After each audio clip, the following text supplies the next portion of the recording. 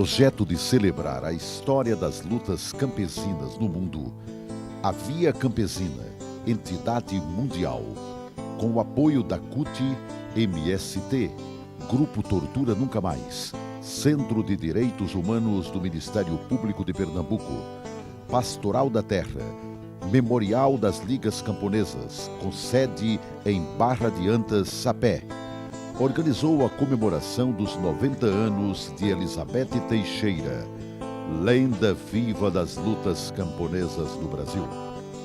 O evento contou ainda com o comparecimento de centenas de trabalhadores rurais do Nordeste e de vultos históricos das lutas campesinas, entre eles João Stedley, líder nacional do MST, o ex-deputado constituinte e escritor Agassiz Almeida, o deputado federal Luiz Couto, o deputado estadual Frei Anastácio e Anacleto Julião, filho de Francisco Julião. Este momento histórico realizou-se nas terras onde viveu João Pedro Teixeira, assassinado pelo latifúndio em 2 de abril de 1962. No dia seguinte, em 3 de abril de 1963, o então jovem deputado Agassiz Almeida requereu a constituição de uma comissão parlamentar de inquérito a fim de apurar os autores do covarde assassinato. As festividades tiveram início com o canto do hino das Ligas Camponesas, pelo coral da Universidade Federal da Paraíba.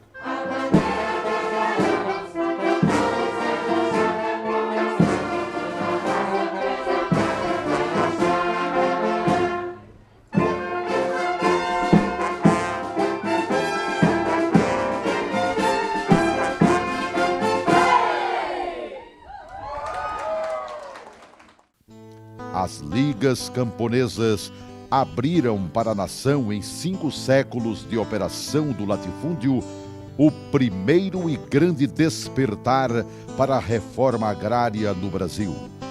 De João Pedro Teixeira a Manuel Matos, morto pelos sicários do latifúndio. De Agassiz Almeida, desafiador dos matadores de João Pedro Teixeira, a este comandante aguerrido, João Stedley, as lutas camponesas marcaram a sua história.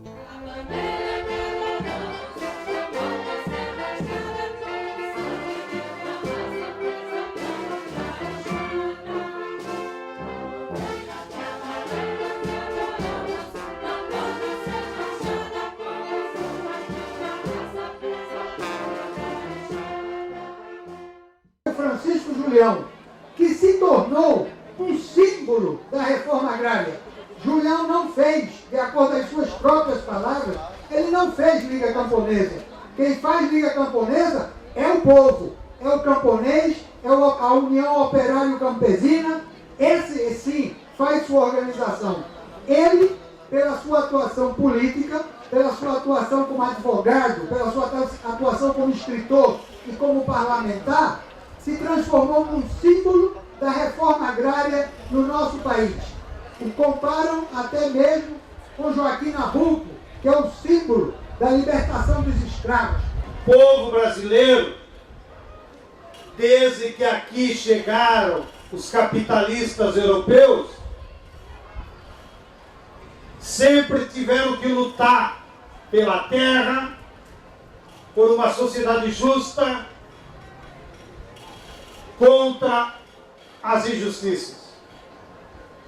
Em cada período da nossa história, houveram muitas lutas, foram criadas muitos instrumentos de luta e surgiram muitos líderes, que foram os que guiaram esse povo. E talvez, nesses 500 anos de luta e resistência, um dos períodos mais ricos e férteis da resistência popular foi de 45 a 64. Quando nosso povo se ergueu numa caminhada que quase chegou à vitória em 64. produziu muitas lutas, produziu muitas formas de organização, como o Partido Comunista, as ligas camponesas, as frentes agrárias, o MEB, uma igreja libertadora. E daquela luta surgiram muitos líderes e lutadores, em especial aqui no Nordeste, que nos orgulha a todos os brasileiros. Da memória do que foi para o Brasil o Josué de Castro, o Celso Furtado, o Gregório Bezerra, o Helder Câmara e tantos outros. Mas, em particular, na luta pela reforma agrária, nós tivemos exemplos valorosos, como foi do nosso querido Francisco Julião, como foi do nosso querido João Pedro Teixeira e como foi a nossa querida Elizabeth Teixeira. Eu plantaria um pé de erva doce, se dono dessa terra eu fosse. Eu plantaria um pé de agrião, se dono eu fosse desse chão. Eu plantaria manjerioba, eu plantaria manjericão. Pimenta d'água eu plantaria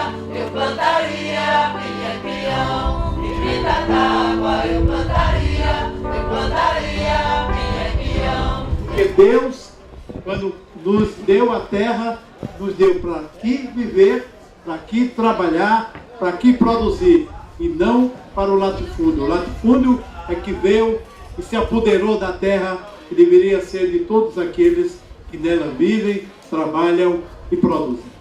No Antigo Testamento, na caminhada do povo de Deus, a bênção era sinal de agradecimento, era sinal de bonança, era sinal de graças, era sinal de força na caminhada.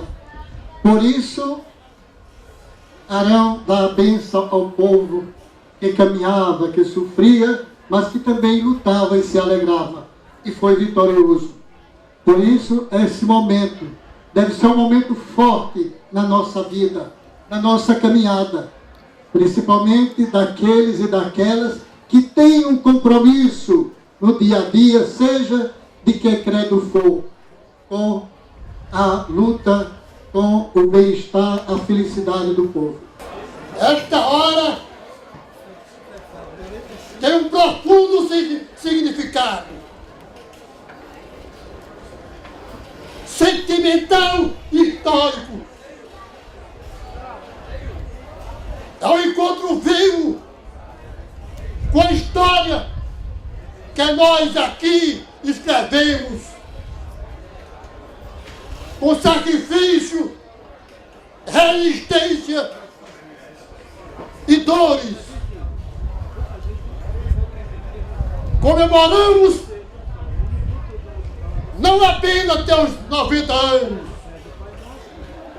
sofridos, batidos, vitoriosos. Nós comemoramos a história viva de uma luta que pertence a todas as gerações. O que eu trago agora nesse instante, companheiros? Em nome dos que lutaram e dos que lutam, trago aqui, companheira Elizabeth Teixeira, trago aqui, modulado, o Cristo crucificado. No olhar do Deus crucificado, há um lampejo de amor e também de indignação contra as injustiças sociais. No olhar desse Cristo crucificado, há um lampejo que diz e fala: desgraçado daquele que veio comer e não pode comer e se alimentar. Cruel é aquele que pisa em solo de vastidões de terras improdutivas e não pode produzir. Se Deus falasse, e Ele fala toda hora, em todo instante, diria: